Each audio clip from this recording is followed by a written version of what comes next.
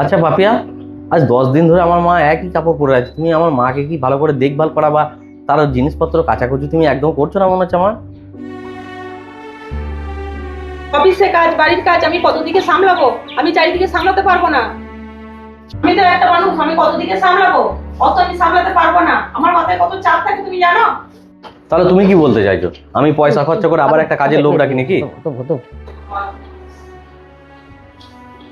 হ্যাঁ গো, আমরা তো একটা কাজ করতে পারি, মাকে তো আমরা বৃদ্ধাশ্রমে রেখে দিয়ে আসতে পারি। বৃদ্ধাশ্রমে রাখলে না আমাদের থেকেও বৃদ্ধাশ্রমে খুব ভালো যত্ন করবে। তাছাড়া দেখো, বৃদ্ধাশ্রমে মাকে পাঠিয়ে দিলে না আমরা আমাদের অফিসের কাজটা দুজনে ভালোভাবে করতে পারবো, আর আমাদের খুব তাড়াতাড়ি প্রমোশন হয়ে যাবে। তাহলে কিন্তু তুমি মন্দ বলনি, বুঝলে? জানিস বাবু, আমি তোকে একটা কথা বলবো বলবো করেই ভাবছিলাম। তা আমাকে বৃদ্ধাশ্রমেই পাঠিয়ে দে। আমার একটা বান্ধবী বৃদ্ধাশ্রমে থাকে, সে ভালোই থাকে, তাহলে তার কাছে থাকলে আমিও ভালোই থাকবো। তাহলে তো খুব ভালোই হলো। মায়েরও তো দেখো যার ইচ্ছা আছে। বেশ ঠিক আছে মা, তাহলে তাই হবে, সব ব্যবস্থা করে দেওয়া হবে তোমার।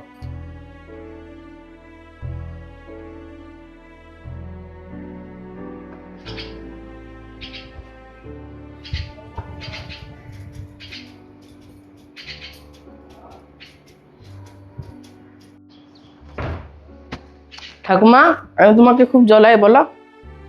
না রে বাবু, তুই কেন আমাকে জ্বালাবি? আমি স্কুল থেকে বাড়ি আসি, যখন তুমি আমার জামা প্যান্ট ছাড়িয়ে দাও, তারপর খেতে দাও, এসব তাহলে কি করবে তুমি যদি চলে যাও?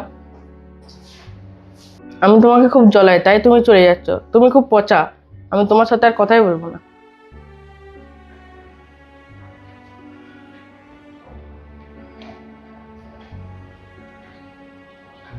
এই পাপিয়া, মায়ের যে সমস্ত খুঁটিনাটি প্রয়োজনীয় জিনিস যেগুলো লাগে, মানে মায়ের যেন কোনো রকম অসুবিধা না হয়, ব্যাগের সমস্ত মতো জিনিস মনে করে তুমি ঠিকঠাক প্যাক করেছো তো?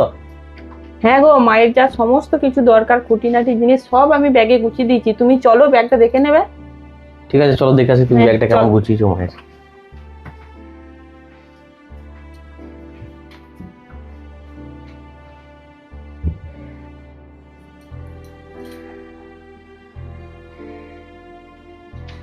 বাবু, তুই সব জিনিস বার করে কি করছিস? তুমি জানো তো মা, আমি কিছু মনে রাখতে পারি না, তাই আমি সবকিছু খাতায় লিখে রাখি। সেটাই আমি দেখছি কি কি জিনিস তুমি ঠাকুমাকে দিয়েছো, সেগুলো সব আমি এই খাতায় লিখে রাখছি।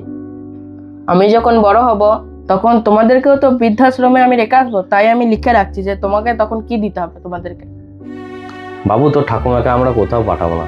তোর ঠাকুমা, আমি, তুই, সবাই আমরা একসঙ্গেই থাকি। একসঙ্গে থাকবো সব। আমরা আর তোর ঠাকুমাকে পাঠাচ্ছি না। খুব মজা আমার, ঠাকুমা আর কোথায় যাবে না।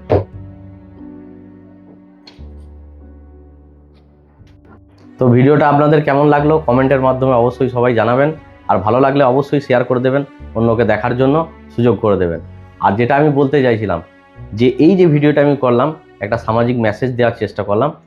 নিজের মা বাবাকে কেউ কখনো কোনো দিন বৃদ্ধাশ্রমে পাঠাবেন না, তাদের মনে কিন্তু প্রচুর দুঃখ হয়, আর সেই দুঃখ কিন্তু আপনার সংসারে কোনো দিন উন্নতি আনবে না। সুতরাং নিজের মা বাবাকে কখনোই নিজের কাছছাড়া করবেন না। মা বাবা হচ্ছে সন্তানের কাছে ভগবান তুল্য।